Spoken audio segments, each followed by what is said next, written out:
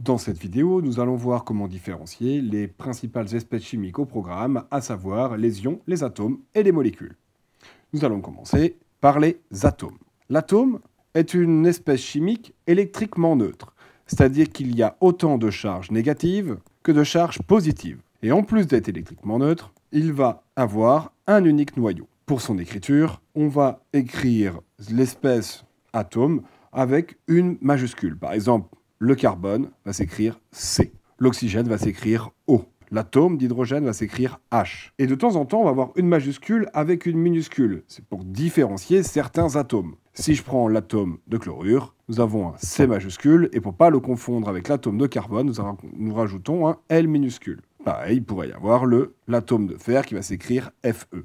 Nous allons donc maintenant caractériser les molécules. Donc une molécule, tout comme l'atome, est électriquement neutre. Ça veut dire qu'une molécule a autant de charges positives que de charges négatives. Mais contrairement à l'atome, une molécule va être munie de plusieurs noyaux. Ainsi, dans son écriture, nous allons avoir plusieurs majuscules. Par exemple, le monoxyde de carbone, un C et un O. Nous allons voir que nous pouvons aussi, plutôt qu'écrire plusieurs majuscules, mettre un indice. Exemple, le dioxygène, nous mettons un indice 2 pour dire qu'il va y avoir deux noyaux d'oxygène. Ici, nous avons bien qu'une seule majuscule dessinée, mais le 2 en indice nous indique qu'il y a deux noyaux d'oxygène. Nous pourrions avoir par exemple aussi le dioxyde de carbone, CO2, un noyau de carbone, deux noyaux d'oxygène, ou par exemple la molécule d'eau, H2O, avec deux noyau d'hydrogène et un noyau d'oxygène. Nous allons maintenant caractériser l'ion. Donc un ion est électriquement chargé. Ça veut dire qu'il y a un déséquilibre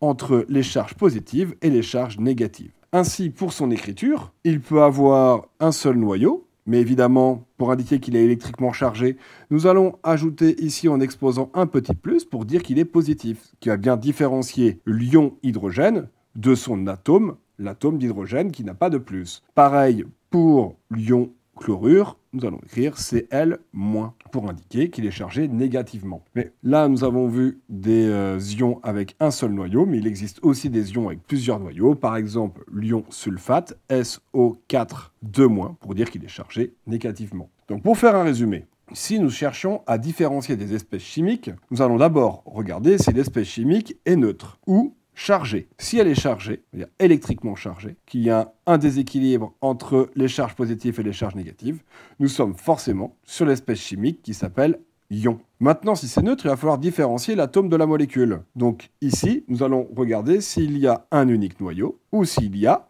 plusieurs noyaux. S'il y a un unique noyau, nous sommes en présence d'un atome, alors que s'il y a plusieurs noyaux alors que l'élément est neutre, nous sommes en présence d'une molécule.